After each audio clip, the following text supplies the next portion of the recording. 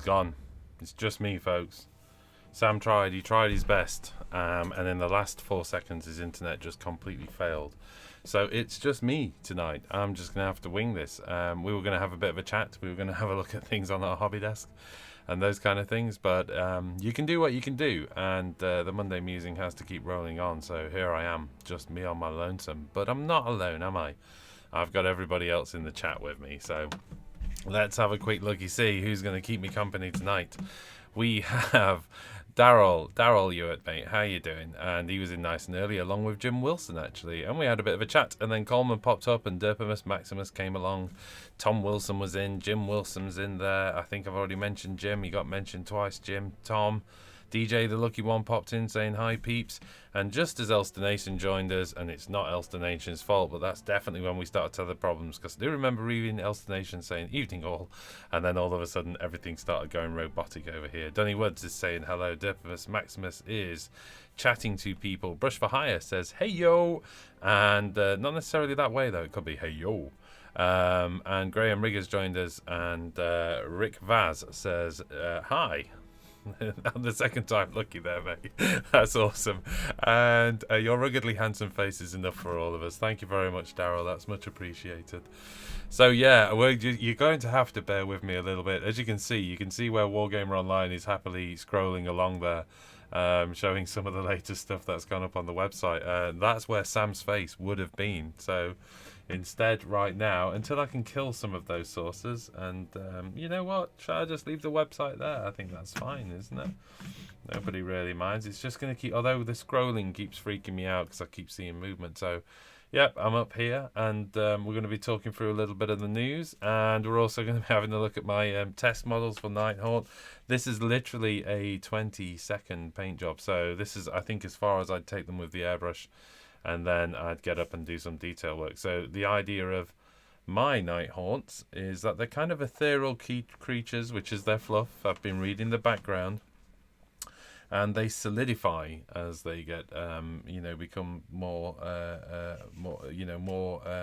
real rather than etheric creatures. And so that's what I'm trying to kind of do. I'm not necessarily painting the cloak as cloak and the fluffy bits as ethereal whiffy bits. What I'm trying to do is to show that, for instance, like the blade of the weapon becomes solid just before it strikes you down, for instance. So I'm going to play with that. I think you're going to see spooky weapons, you're going to see solid weapons, you're going to see completely ghostly dudes, and then you're going to see completely solid dudes. I think that's going to be the play around that's going off there.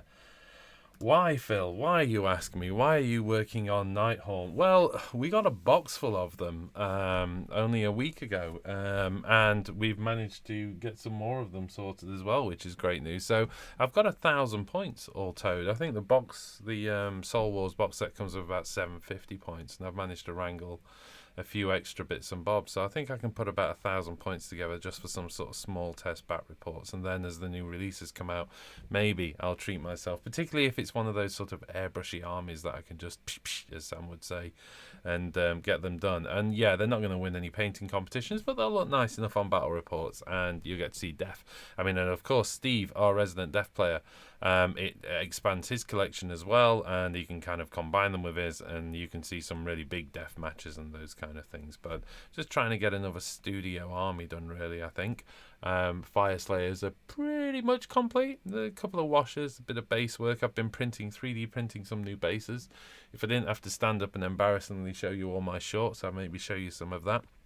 Oh, the other thing we've been doing is working on some ghastly bases, basically. So this is something for Jack's. Is that going to work? Yeah, it's kind of working. You get the idea, yeah? This is for Jack's Flesh Eater course. So he's rebasing his entire army. He's been working like an absolute busy beaver getting his Flesh Eaters done because he wants to move on to the Marathis crowd. What are these? Well, they're 3D printed. They've got their little magnet holder in there. Ignore the flat texture. What he's going to do is, once these things have dried, and he's going to base his painted models, and then he's going to add the texture paint to this flat surface. So he's doing it in a strange order, but I kind of agree with what he's trying to do there. Have I just put silver paint on that? No, I don't think it could have been me. Oh dear. Let's put that back so he doesn't know. Oh no, he's going to watch this back on video. But we have been doing some interesting stuff. Check out that giant base as well. So that's a 130mm round base with 3 magnets set in it. Been printing those out for him this week. And there's a variant as well to go with. Crikey, who's going on this? Right, we've got the Morgeist. No, not the Morgeist. We've got the big vampire bat one, and we've got the zombie dragon one. That's what those two are for. So that's what's been going off. Quite a bit of work, actually.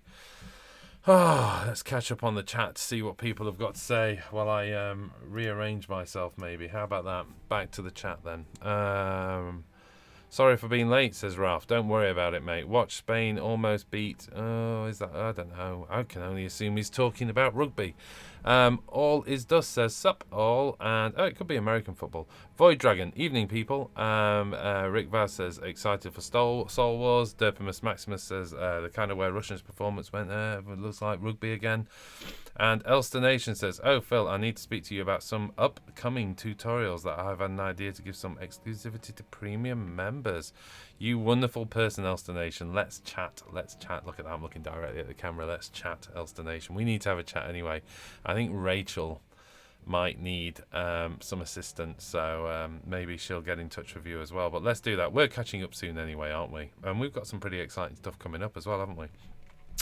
I hope you know what I'm talking about, Elster Nation. Dunny Woods says, speaking of Fire Slayers, is your Magma Dragon conversion done, Phil? No, not at all. Do you want to have a quick look at it? I mean, I've shown it a couple of times. But here we go. Let's see if I can see it. So I press molded some extra horns for the back there. So that was done. Let's take this throne thing off. So that was kind of getting rid of all the wing mountings. For those of you who know that this has got some quite significant little mounts that come out of there. Actually hollowed that all away underneath using a Dremel. And then heated it up and pressed it back down. So, oh, Sam's phoning me. How can I answer that? Let's see if I can answer that and see if this will work. Oh, Sam, are you going to be there? I've got to get my headphones, Sam. You can't just say anything yet. Wait a minute. This is proper pro television. I don't even know if it's working. I'm there, Sam. I can hear you. Can you hear me? Yes, but am I glitching and lagging? And I don't think people are mind. If your voice is working, worst comes to the worst, you could just kill the video, couldn't you? And I'm sure the voice will carry. I'm sure they probably prefer no video. Right, okay then. What was I showing? Somebody was asking me about Fire Slayers, and I was showing my Fire Slayers, so let's get rid of that anyway. So that's as far as I've got. There is this almighty throne that I'm working on as well, so that's what I'm working on at the moment. Right. Let me get rid of... Oh, I'm here now. I better get rid of that. There you go, Sam. Let's bring you back. That was a bit strange, wasn't it? Okay, Sam, you're back. I'm back. We're both back. And and Thordalim says, oh, a white WGO t-shirt. You're getting complaints for being off-brand already, Sam. Look at that smile. That's that cheeky, naughty smile that Sam does. It's too hot to wear black. It's too hot for black. Yeah, fair enough. Maybe I'm too cool for white. That is actually more salamandery than actual magma blob. Yeah, I'm calling it a magma drake. I'm not even pretending it's a... Well, obviously, statistics-wise, it's going to be a magma dragon, but it's... a magma droff. But I'm calling it a magma drake. And my rune smiter, if he wants to hang around on something big and drakey, then he can do. Void Dragon says, Sam is looking surprisingly handsome tonight. Thank you, Void Dragon. And Third says, let me get rid of her. Oh, Sam disappearing. Oops. I don't know what happened there. So, yeah, I mean, I think he's quoting me there where I just disappeared off screen and all the rest. Right, well, you're here, Sam. How you doing, mate? Fed up with the internet. Fed up with tech. Ready to sell the computer and get a compressor instead. Because there's just no point having a giant box in the corner of the room that literally does nothing but make me irritated. Do it. Other than that, I'm all good. I don't know how you've done the screen actually, but I'm going to pull up this. If you get it tray. right in front of your face, it'll work from whereabouts you are on the screen. Okay, I'm gonna trust in this tray. For that. That's it. Yeah, that's fully on screen, mate. Infantry. Although saying that, there's another 10 infantry to the side, and I've green stuffed over half of it now. I've got about way more than half, 10, 15, 16, 17, 18 more of them to green stuff and all of the ships. And then I'm ready to paint it, which hopefully will be starting this weekend. So making some progress. And I was just going to crack on with green stuff in this show, to be fair, if that's all right. Yeah, you fire away. We can just chat as we go along. I mean, it's nice to have you here. I was just kind of going to rant continuously for about an hour and hope that people didn't notice I hadn't really prepared for a show. Well, I was just ranting away to myself about the internet and grumble, and then I was like ready to go and get Rachel to go and look at. We've started the what's it called? The Expanse, the Beyond. I don't know, one of these. The Expanse. I love The Expanse. Are you watching that? That's a great series. We've just started it, so I think it's The Expanse. Yeah, I think you've got like 2 or 3 seasons as well you can watch. Oh no, it's not that then. It's there's only one season of it. Oh, okay then. Might be something else. Right, Anyway, Liam says hi Hall. Coleman says every time I say Magma Dropper you should use a speak out mouthpiece. I think we've done enough speak out for a short time at least anyway. You might see it again at some point soon, no doubt. Rachel's obsessed with games like that, so it's going to happen again.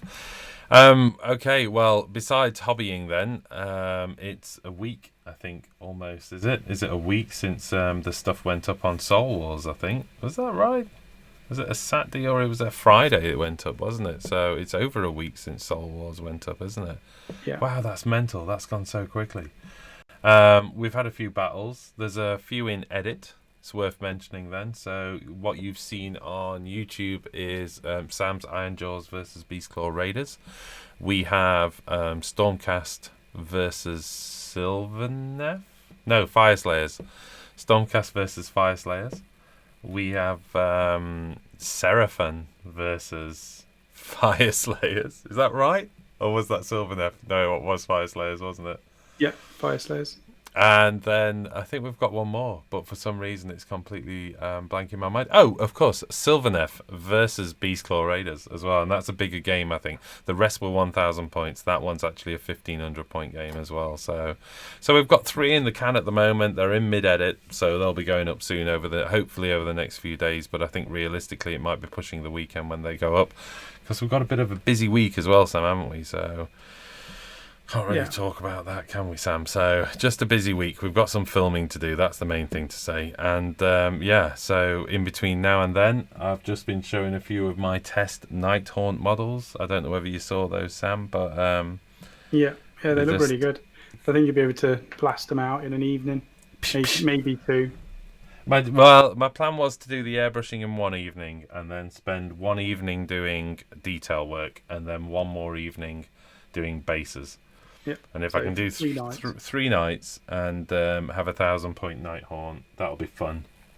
And then I need to start learning the rules, really. I've been getting into the background stuff. That's actually quite good. I'm actually starting to really like Nagash ever since I read that single chapter that came with Soul Wars. I've started to really get to like him. I think he's a pretty cool guy. He's terribly misunderstood, and he's probably one of them. Nagash? Yeah. He's got such a nice smile. He's a joke.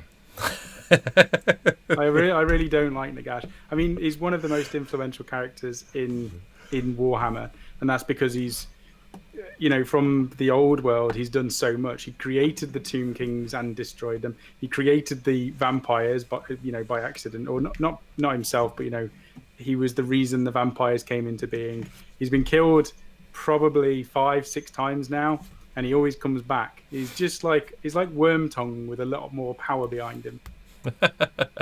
That's how I see him. But he doesn't whisper into somebody's ear. He just kind of sulks and just does what he wants. Smashes his way through.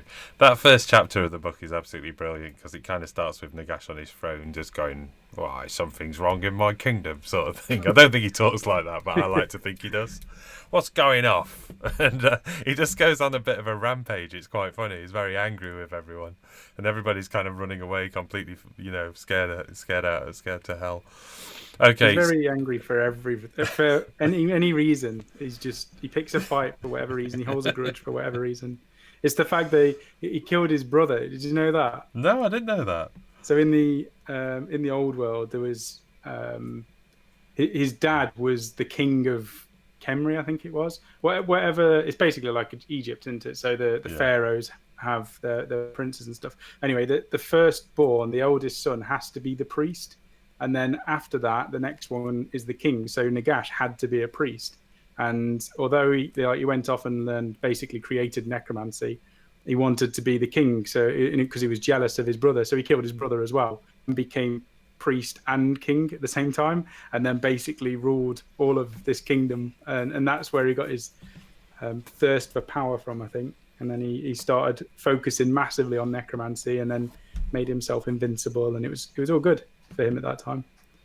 Till everyone raised up. So he was just a standard dude, but of course he's a bit of a god now, isn't he? Although they did in some of the fluff I was reading recently, he's still described as the master, as the sort of master necromancer, isn't he, sort of thing. So they still call him that from his origins, I suppose, which is kind of cool, rather than just outright calling him.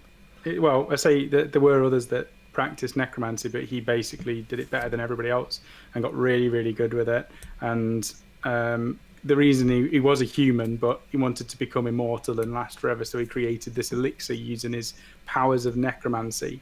And then from that, him and his followers, advisors, so Archon and some of the others, basically became immortal with him.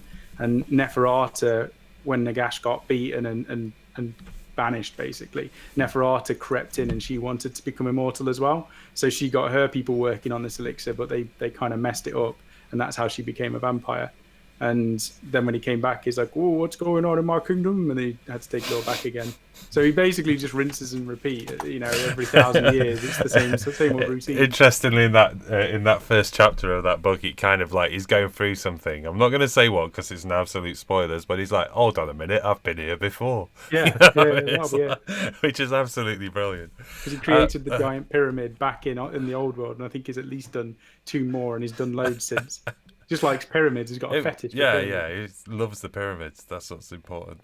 Scott says, Sam, you inspired me. Instead of using makeshift tools, I purchased a proper sculpting tool with multiple heads for my green stuff. That's good. I mean, you say that. The tools that I use the most, that I'm using at the moment, are the rubber-tipped ones, not really, really cheap ones, because I've got some cheap ones, but they just kind of don't work very well. These weren't expensive. Yeah. These were like, these are clay shapers, and I think they cost £5 or £8 for a pack of 7 or 8. I only really use 3 different types. I've got like a rounded end, a chiseled end. Oh, actually, they've got names: flat chisel, cup chisel, and taper point. So they're the 3 I use. And then I use a metal sculpting tool, and every now and again I use the plastic one. So those 5. But my most beloved tool is the one that you made for me, because I used to use a pin, didn't I? I put a needle into an old paintbrush, and it was my favorite tool. And then you, Phil, made it better. You got a proper piece of wood and then put the needle into it. So now I use this more than most of my other tools, just to get the really fine details. So there you go, Scott. I'll get one of those in the post to you as well. Right. Yeah. Okay, what have we got? Thordalim says will there be a tutorial on how to airbrush the Nighthaunt? You know what? Seeing as though I've got about 40 of them, I might as well hit the camera going. So yeah, it will be a short one because it's a very, very short technique.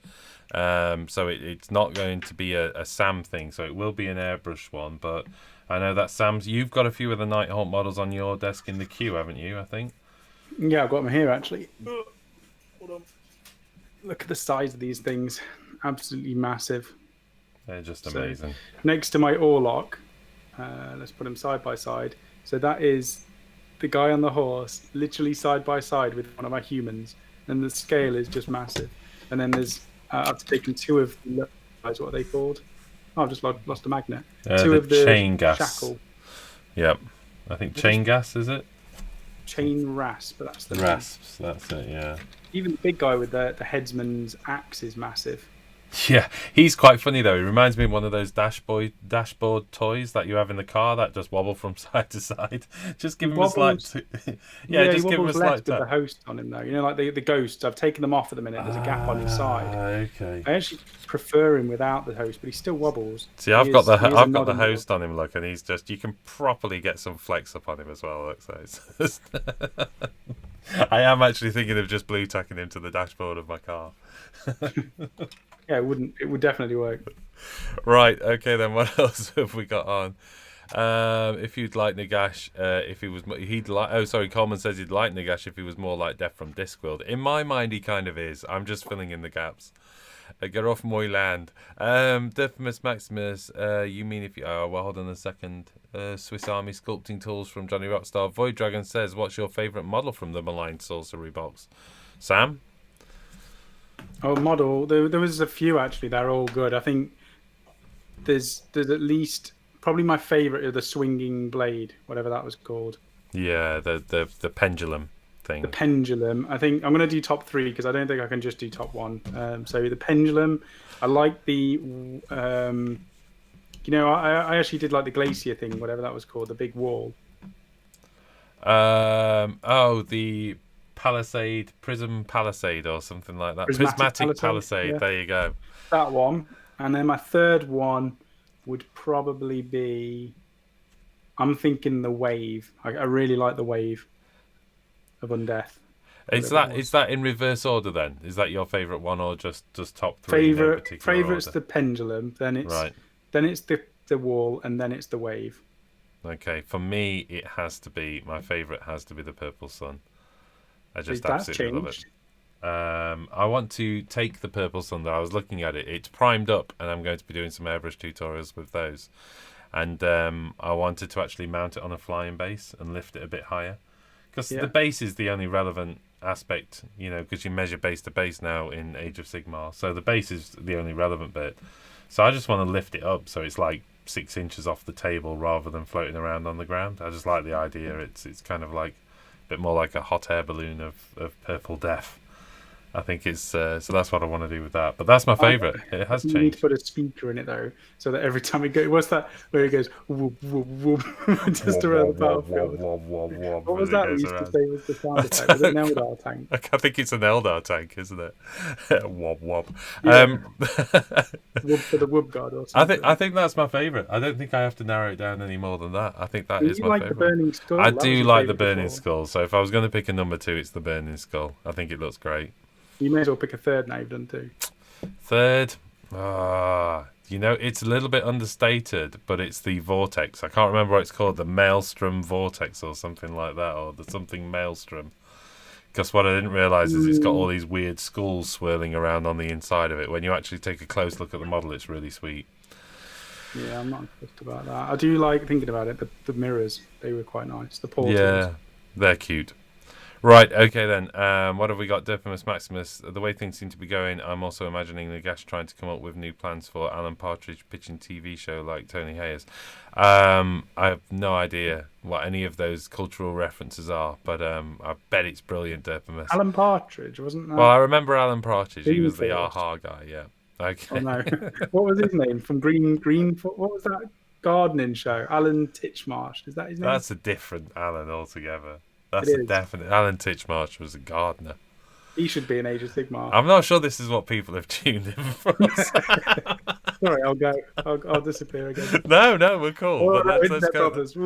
Oh dear me. What else have we got? Huvar says, do I have a Lariel? Any idea for scary base for her? I'm going to build a Dreadwood list. Do I have a Lariel? Yes, I have a Lariel, and in fact, actually, it was used in the battle report. A Lariel was featured in the battle report, so you'll get to see my Lariel. Because although Mark was playing my Sylvan F, because I was doing the camera work, he did use my army because he didn't actually have a Lariel yet. I just went for a quite natural base on that one actually, but idea for a scary base, you could just go Darkwood, couldn't you? Like really dark timbers, lots of spiders crawling along the ground as well, or little gribbly creatures that are maybe glowing in the dark. But I went the kind of, lots of green and quite a lot of soft flock and stuff like that, because I wanted kind of a spongy, soft feel to the ground rather than the hard flock. Could we get the screen split in 2, not 3, as it's impossible to see you on the phone? Hold on a minute, and how about that? I'm a little bit bigger, but that's as much as I can do right now. Unless I take you, unless I go offline, yeah, I'd have to take Sam off maybe. And I haven't got it set up. I'm afraid Who's this we're talking to? I think it was Darren. Darren, sorry, mate. We were trying to get set up for a joint show, and then we bailed in the last minute because Sam was having problems, and now Sam's back. So this is kind of a bit of a hybrid show. But next time, certainly we'll split the screen bigger, and you can have us both much bigger. Me. I'm only sitting building anyway. It's all right, Sam. You're contributing. Does Wubway Eldar tank through the Wubway? What a brilliant joke! Thanks, Diphmus. Scott says Alan Titchmarch as Lord of the Woods. Okay, it looks like we've drifted a little bit in this chat, which is no bad thing. But let's get it back to hobby. So what's going off in the hobby? Let's have a quick look at the news. There was some interesting articles, but not least by any means the heroes of the Nighthaunt. This was an article on the community website, and it was showing, if you like, a sneak preview of some of the new heroes that are coming out, and there's some awesome looking models there.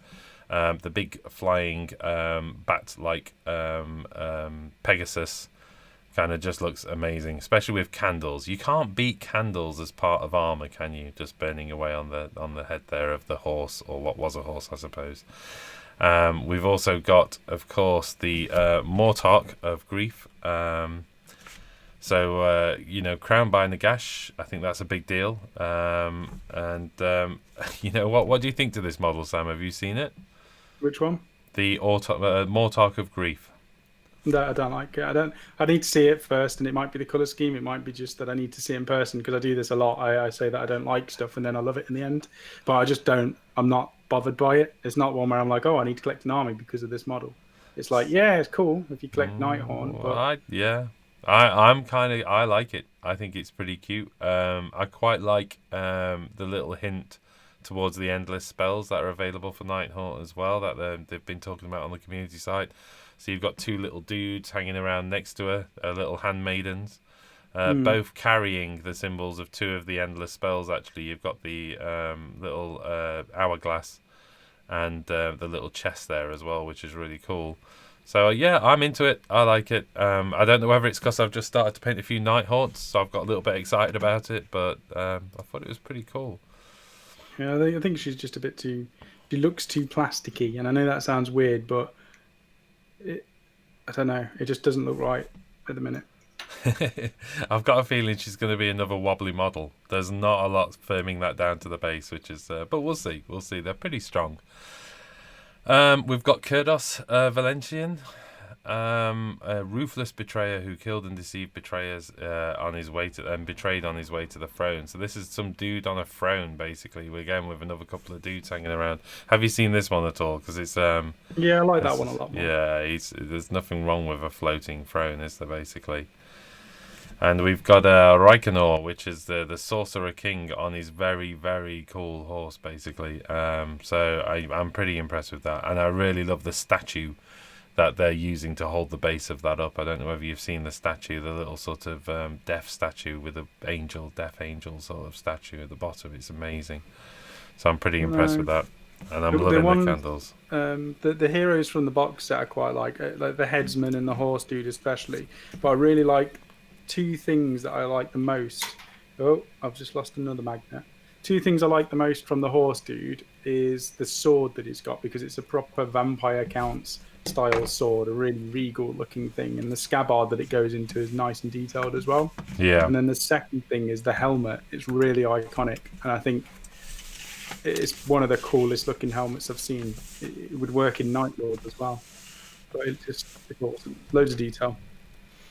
I'm just trying to bring it up on camera, actually, for people to have a quickie look at, because I've got one of them here as well, so just showing some of the detail you were talking about. It is amazing. The sword is fantastic. I mean, if you were to look at that next to... we've got a Witch Elf in progress here, so there you go. Next to a Witch Elf, the sword is basically full length for the Witch Elf. So it's just huge. I just think when you look at the difference between the characters that were in the starter set compared to the characters that are being released afterwards, I just think I prefer the ones in the starter set, which isn't a bad thing for me, because if I was going to buy a Nighthaunt army, you just buy that and you're all good to go. But I feel like you'll need the other ones anyway, just to give you more choice.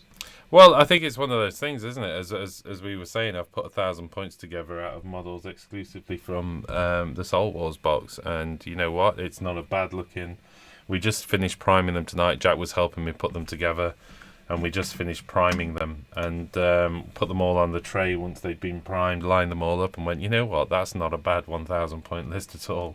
It just looks good. You know, you got 2 units of 20 of the chain wrath stews, you know, then you've got a bunch of the little scaveny dudes, which aren't that little actually. So yeah, it looks nice. I mean, the only thing that's missing, of course, is, you know, the horse guy is, I think, suitably big enough to be an imposing leader to the list, but it's missing, I think, something that's, you know, fairly iconic for Age of Sigmar now, which is the giant model centerpiece, if you like. But I'm guessing you've got a couple of options on this. You've got this Sorcerer King model that's coming out, or no doubt, as we've all seen on the rumour sites and on the community site itself, I think there was some hints at it, wasn't there? Which is the new, help me out, the new, it's not a chariot, it's, oh, crikey. Coach, yes, the black coach, which is just ginormous and looks amazing. So that's pretty exciting. That's easily a centerpiece. It's going to be massive. Well, it is massive. We saw it at Warhammer Fest, didn't we? And it was huge. Yeah, it's pretty exciting stuff. That it's a very beautiful model. Right. Okay then. So dead lumberjacks on bases. I'm not quite sure what's going off in the chat. Did Sam just say Night Lords? Looks like a big Wraith. 40k references indeed rare these days. Oh wait, Sam's going to be doing a Night Lords army, isn't he? And any word on Inter WGO AOS 2 tournament, says Vord Dragon. Well, let's go through all of this. We are acutely conscious that there's not a lot of 40k content out there. And of course, you know, we could make it up. We could just talk about 40k for the hell of it. There is some stuff coming out. We've seen the Night release, and I think that definitely got swamped in terms of the news, but, you know, by the release of Soul Wars.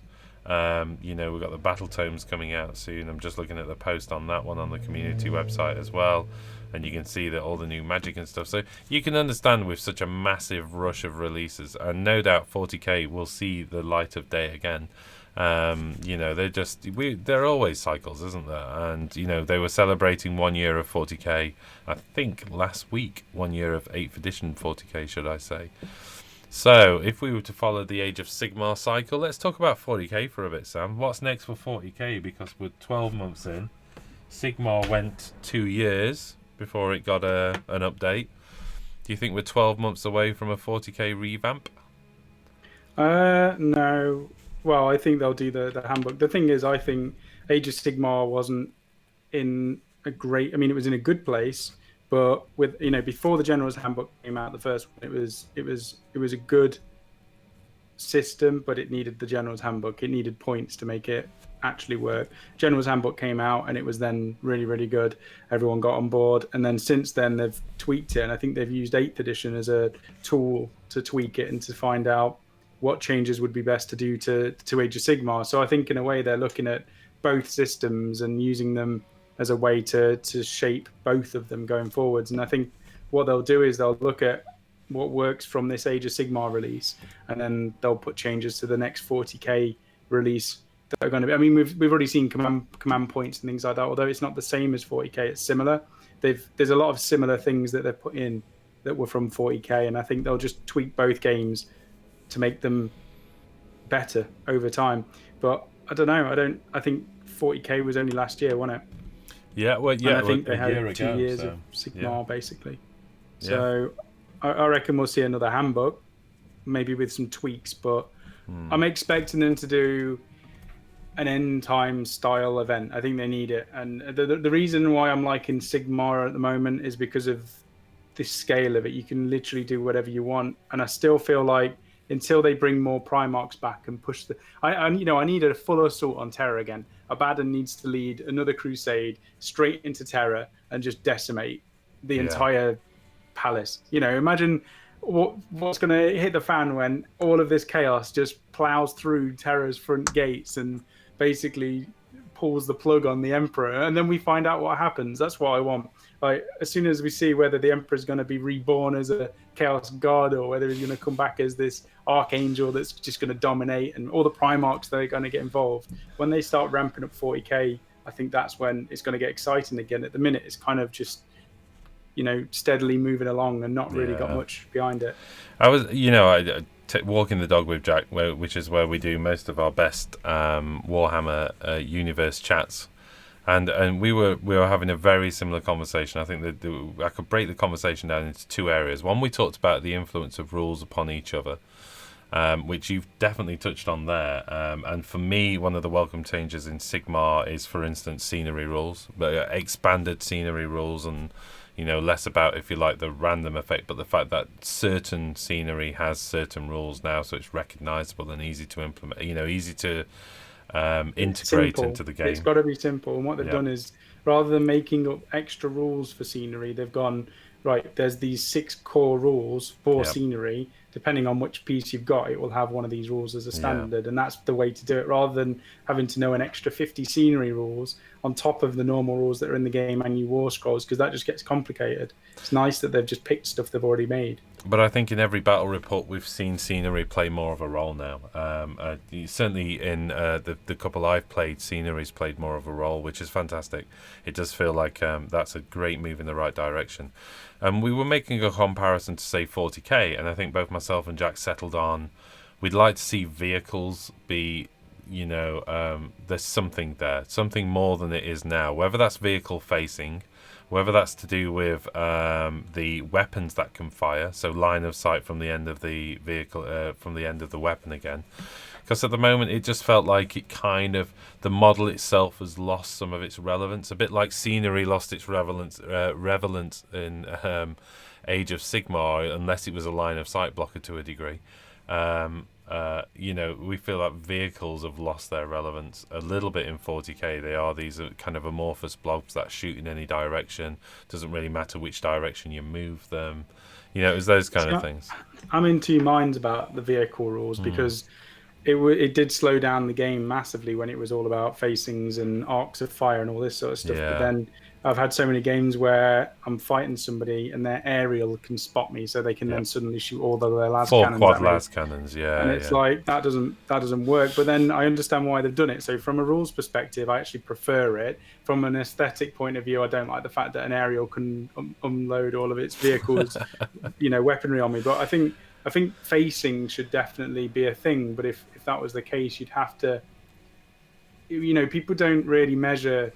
The rules are no part of a model can move further than the amount stated on its war scroll, and a lot of people just go, I'm going to move this from here to here, and then they get a wheel as well. So nobody's really playing it where they go, right, this is the back right hand side of my tank, and I'm going to make sure that doesn't move up 12 inches and then do a rotation around so that it's on the other side.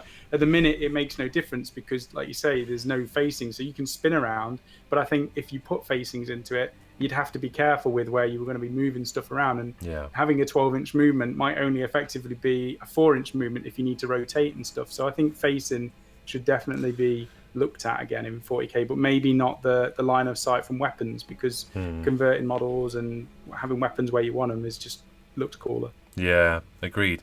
I mean, and that's the thing is, I'm not suggesting I want a full return of the rules, but like some review of that, just so it felt like there was something unique about vehicles, so they're not just the same as a big ass monster. That's what we were kind of talking about.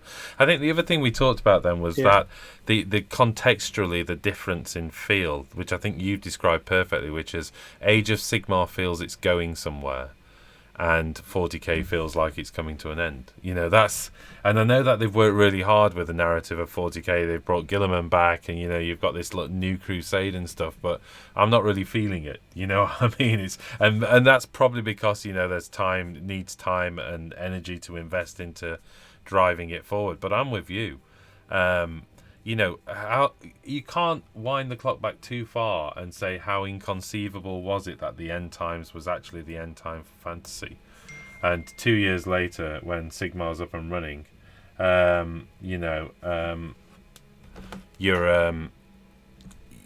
you kind of almost go, well, of course they did that. You know, can you imagine a point where, end times has happened for 40k and there's a whole bright new universe with a new pantheon of gods? What happens if the laughing god came back? What happens if Yened came back and imprisoned Slanesh? And then there's this the emperor genuinely becomes a god, and and off they all go again. Fast forward 5,000 years into the 45th k and see where you go from there. Yeah, they don't need to reset 40k. Like, a lot of people argued you didn't need to reset the old world, and I'm probably going to get a bit of hate for this, but I actually didn't mind the reset, especially now that they've fleshed it out and they've gone into a lot more detail with the worlds and the races and the stories and the cities that have developed and the stuff. And the fact that you can literally do whatever you want with Age of Sigmar now. And if you were doing the old world stuff, you were very... Even though it was a fantasy world, you were very limited. You'd make some sort of idea and it would be like, oh, that doesn't fit, because it's very... You're on one world at the end of the day. It's the old world. Pretty much everywhere has been mapped out in some sense. Some things wouldn't happen. Some things would happen in a certain way. Races would do things in a certain way. Whereas now it's like, boom, do what you want. Your imagination is the limit, and that's so much better. And I think 40k, because it's on multiple planets across the galaxy, I don't think it needs the reset. It's already got the open sandbox environment that they need to just expand on. I'm just tired of hearing about the Emperor sitting on his throne, just killing thousands of souls a day just to maintain him. And I want Chaos basically to turn up and just give him a good slap and then find out what happens. With all of the big characters that they've worked on over the years, to come back into it, they've done such a good job on the characters, and people have started huge armies based around the background and these characters, and they just, all they have to do is go, yeah, he's back, here we go, just carry on where you were, enjoy and keep buying models. Yeah, that's keep buying models. That's what we all need. It will happen automatically. Okay, let's catch up with the chat for a minute, because I think I've skipped over one question there from Void Dragon, where it says anywhere on the Inter-WGO AOS 2.0 tournament. Well, I think the word is we've all agreed it's a good idea. I don't think we've had a chance to plan anything yet, have we? But that will be the case. I mean, the thing is, we could do it over a month or over 2 months or something. We could do a ladder campaign where we get everybody's first games planned down, and we just do a ladder campaign between all the members of WGO, and then record every one of them, and people can watch them. So we just do our normal schedule of planning battle reports, but we mix that into a ladder campaign and agree beforehand who's playing and when, and we just be a bit more efficient with getting them recorded on and planned and just release them in order. And I think that'll be good to watch. And it'll be the first time we try it. Maybe we'll learn some stuff from it, and we'll see how popular it is. And some people might like it, some people might hate it. Yeah, I mean, certainly to help us fit it in the schedule as well, as maybe we could do some of the games onto Twitch and then up to the website or something like that. So you kind of do some of them live. There's certainly some of the early games that are quite small. Yeah, I think the other thing is we maybe do bigger games. I think we do it as a competitive thing. So we go for 2,000 point. We go for a 2,000 point army for every single game, and we play it competitively. I don't want anybody whining at me when I bring something. It's just going to be, I'm bringing this unit and I'm going to play my game, and we'll see how that goes. And if we don't like tournament play as a channel, then we just go back to playing nice. We'll see how that works. Well, all we can do is try and play nicely. I think that's the main thing, or at least we can play nice. I just want to bring the toys I want and the list that I want. Well, if it's a tournament, then we're in it to win it, aren't we? It's not going to be an open narrative play. Just come up and have fun games. This is like, you got to win. Well, I'll be doing the Carajons like 100%. So if we're doing it before they're done, I probably won't be doing very well. But, the Carajons at the moment, in terms of, I've done a very unique list, and I think it will be a one-shot list. It will work or it won't work. And the power that you can get out of the Carajons is limited compared to some other armies, I think. I think certain armies are definitely higher tier. So a competitive army of one thing will definitely be more powerful than another. But I'm well up for trying my army against any army and just go for it for 2,000 points, and we'll see what happens. And if I get absolutely dominated because I've put down everything, all my eggs in one basket, then that's what happens, and I'll learn, and I won't. I won't learn. I'll just keep doing it because I always do Death Stars. Okay. Oh dear me. And that might spur me on. That might spur me on to do a 40k army with the aims of doing a tournament for it, because I quite like the tournament driver to get stuff done. Even if it's our own deadline where we go, right, in September or October we're going to do a tournament for 40k, then I know I've got to try and get this army done for that time. That might push me to get something finished. Well, maybe September, October, November is a perfect idea. Run it over 3 months and end at Christmas with a Christmas special, maybe. Something like that. That sounds like a cool idea. Okay, we've got Scott saying, once again, GW has continued to hit it out the park. The Nighthaunt minis are beautiful. I'm with you there, mate. They are great looking miniatures. And Scott also says vehicles should be able to shoot/attack even if engaged. Yeah, I kind of get that. You could just continue shooting, couldn't you? You know what I mean? I'm kind of with you on that. To see a great big Lehman Russ trying to reverse back, then not shoot for a turn, etc. The dudes inside don't give a damn who's hitting it from the outside, do they? They're just like hit fire. Line of sight from weapons means that Land Raiders' 2 twin link las cannons have a blind spot where they can't both target the same thing. Well, I'm cool with that. I don't have any Land Raiders. Tom says, I think 40k will get. I'm jumping down the chat a bit, but I'm looking for the @Wargamers Online. There needs to be something for weapon line of sight. It's a bit silly. Yeah, I think that Dirfimus Maximus is just mirroring what was said. Tom Wilson says, I think 40k will get a Demon Primarch and then a big story development when the Sisters are released, maybe a Loyalist Primarch soon after. I like the sound of that. I'm kind of hanging on. I am hanging on because there's no 40k army that's gripped me yet, and I think depending on what the models look like when they come out could sway me in one direction. Yeah. I think there's a big mix between White Scars, World Eaters. Who else is there? There's a few armies where I'm kind of waiting to see what happens, and I might start a new army depending on what comes out. Yep. I don't have my dedication to 40k like I do in Age of Sigmar. You'll get there, Sam. You'll soon get building one of your filthy 40k lists and you'll be off. Johnny Rockstar says, also heard loads of rumours about the Thrud. I think that the Thrud are like Plastic Sisters were, weren't they? They're that rumour that is persistent throughout. I think it'd be great if they did a new faction. Well, I was going to make them, wasn't I? Pardon? I was going to do an army of the Thrud made out of the Mechanicum rifles with the rats. What were they called? The plague Skaven. rats. Yeah, the plague rats. Yeah, I was going to do that army conversion for it, but I just thought, and I was going to use the Mechanicum rules, but couldn't be bothered in the end. It was a project that just kind of stopped. Never happened. It'd be cool, but I'd like to see a new faction. But there you go. Phil Hate says, "Woohoo! Finished working time to catch a Monday Muse." Hi Phil, hi Sam, and chat. Hey Phil Hate, how you doing?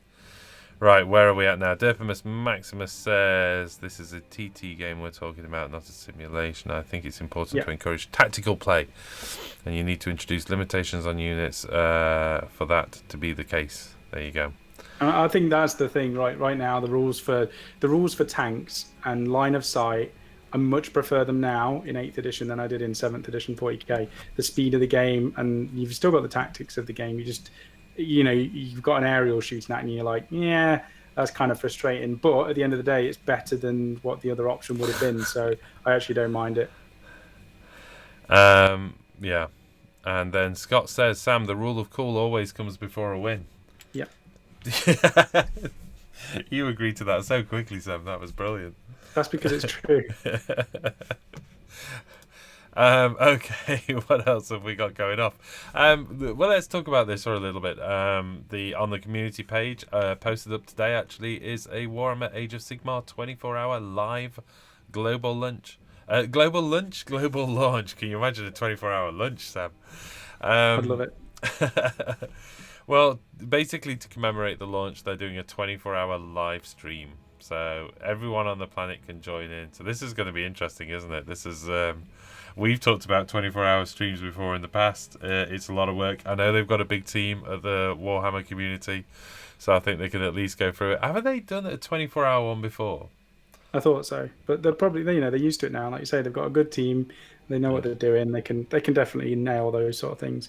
I just want to see 24 hours of Rory talking. Like I tune in for the Stormcast podcast every Yeah. time just to listen to Rory with his wisdom at the start of every podcast because he just says it in his terms and it's just brilliant. It's just like being at the shop again with him just going off on one. I love it. The dulcet tones of Rory. Okay, so you've got Peaky and Duncan are also doing a special challenge. 2 expert players get a complete Souls War set tabletop ready in a day. So that'll be interesting as well. I think I could do it in a day. I think I could, but I wouldn't be happy with it. Well, yeah, like I say, it will be okay as a studio army, but I'm not going to be entering it in any painting competitions, certainly. Right, okay then, what else is going off on the chat? I think actually we're pretty much caught up with the chat. Defimus Maximus saying, true enough, Challenger 2 will make 30 mile an hour off the road, much as you maneuver and hide weak spots of armour to do so. There you go.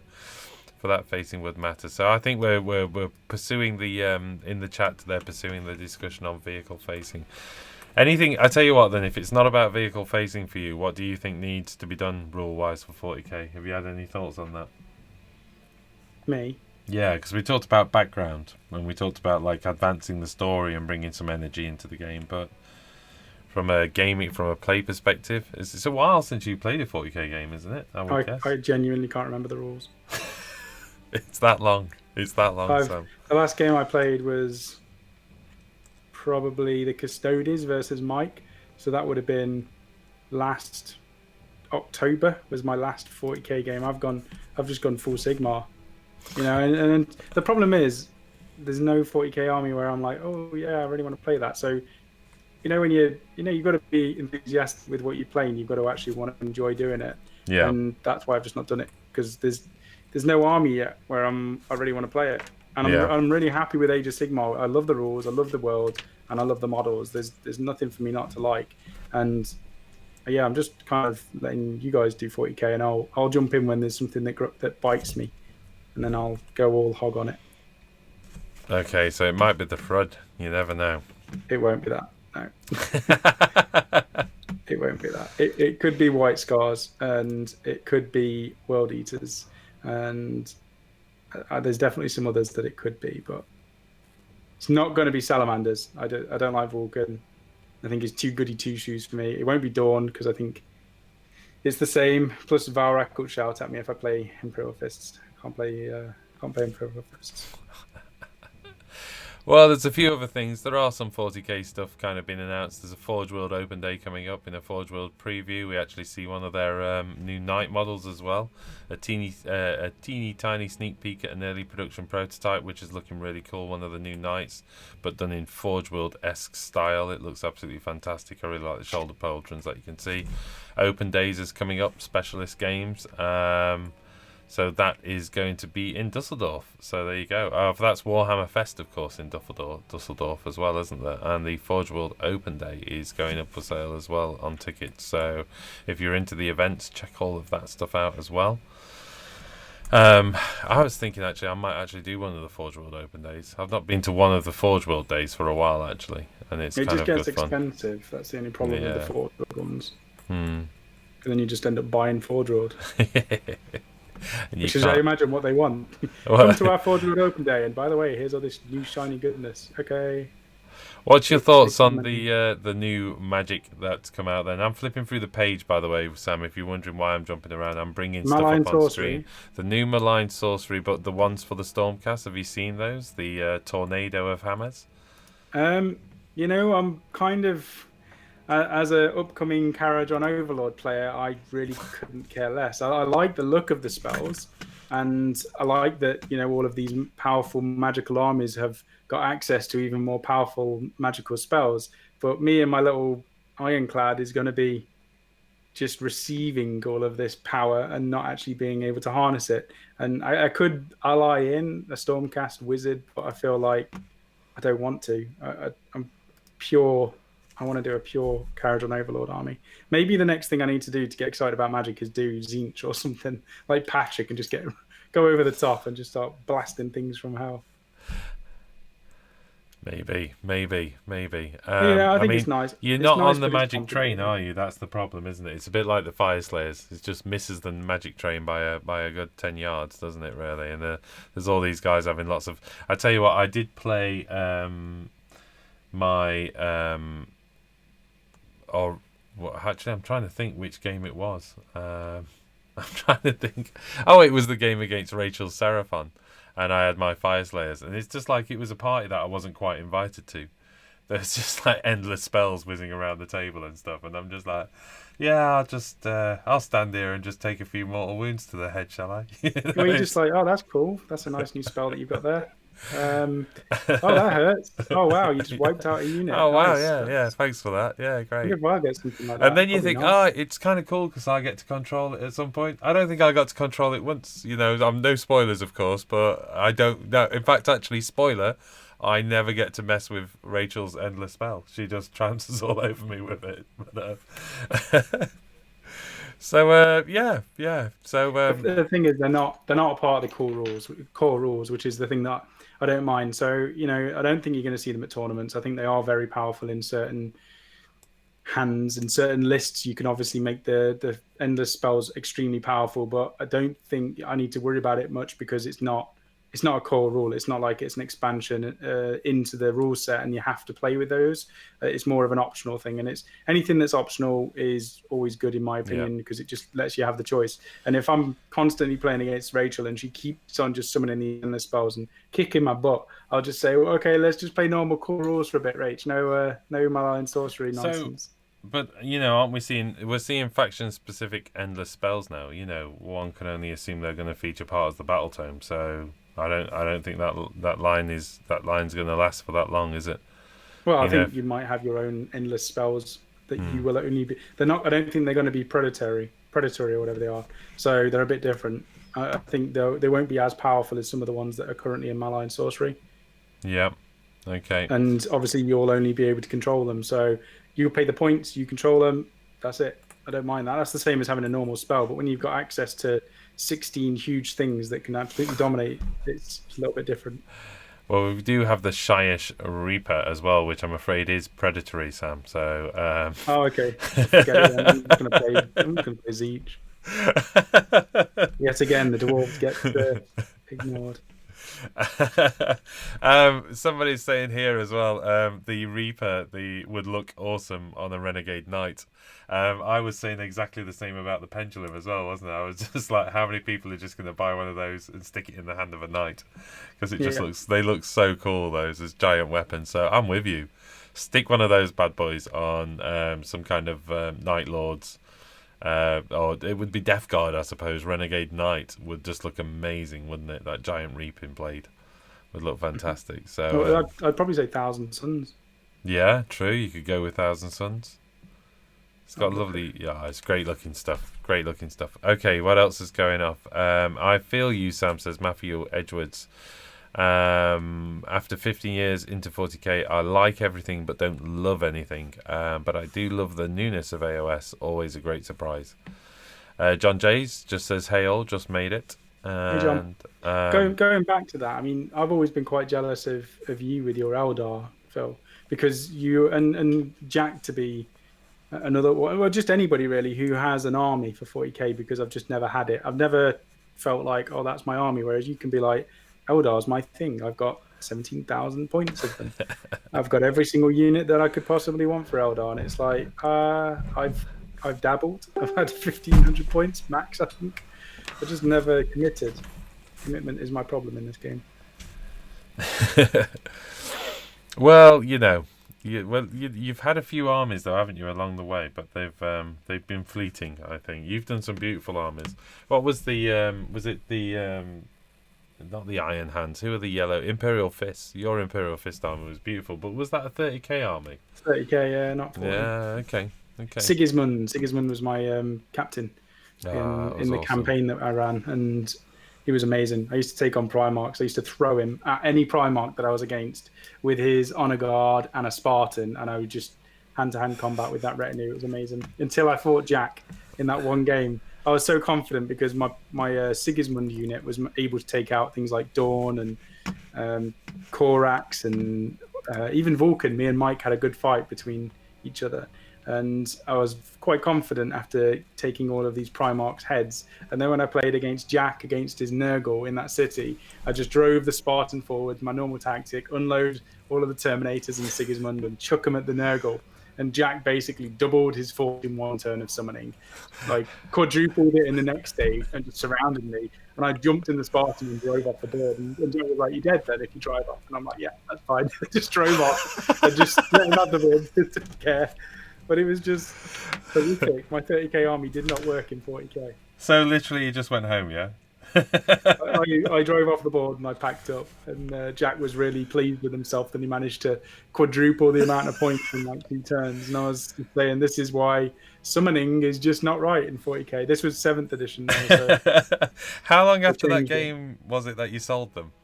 I think it was a week, maybe 2 weeks. It wasn't long after that game where I thought, if we're playing 40k and this is my army, then there's no point me having this army anymore. And I just sold it to a really nice guy in Leamington, actually. Right. Okay, what have we got? Tom Wilson says, Sam, join the Black Legion. There you go. I tell you what, it is 10 o'clock. So do you want to say about Black Legion? Go on. Because I say about everything, though. Black Legion is one I've been looking at. And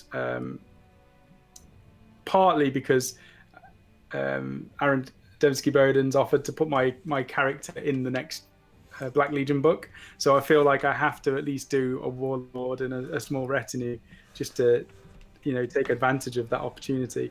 But I do like Abaddon. I just need them. Well, you know what? I'll make my own model. I like Tom has. He's done a really good job.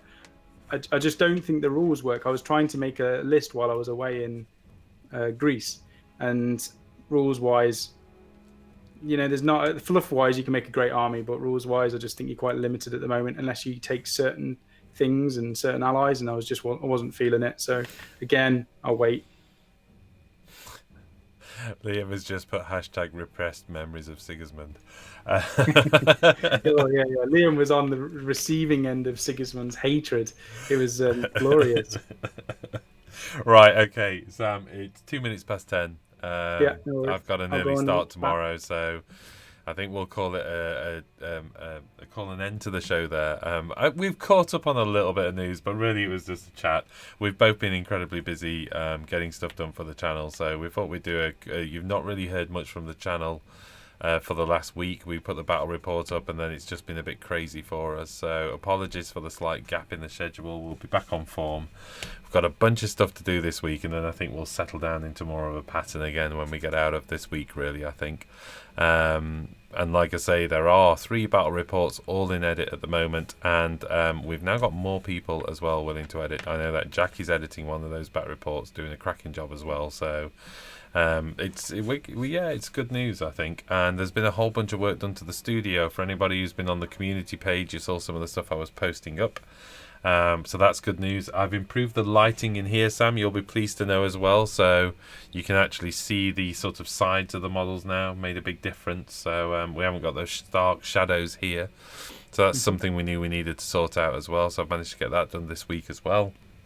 And yeah, it was a bit of a crazy week. The weekend, I hadn't seen my mother and my brother for a long time, and I'm talking several months. So we got together this weekend, and my brother also showed up with a whole bunch of TT Combat Necron scenery as well, which we just did the whole lot with aerosols, basically, and it came out pretty well. He's going to go away and do all the detail work and get all the glyphs and stuff highlighted. That's what he's going to be working on, and no doubt you'll see some of that stuff on the forums or on the Facebook group, so you'll see some of that go along. But that was just hitting it with essentially a kind of black Caliban green for the highlights, and then we're actually using the Army Painter satin varnish as well, because we wanted a bit of a sort of stone sheen to it, if you like. That was the plan with that, so I think they worked out really well. So again, check out the community Facebook group if you want to see what that was going on. And other than that, I just want to say thank you very much for joining us tonight. Thanks to all our premium subscribers over on wargameronline.com as well. making all of this wonderful stuff possible. And we'll see you all again soon. So good night from me, and See you later. Bye. bye all. Cheers then.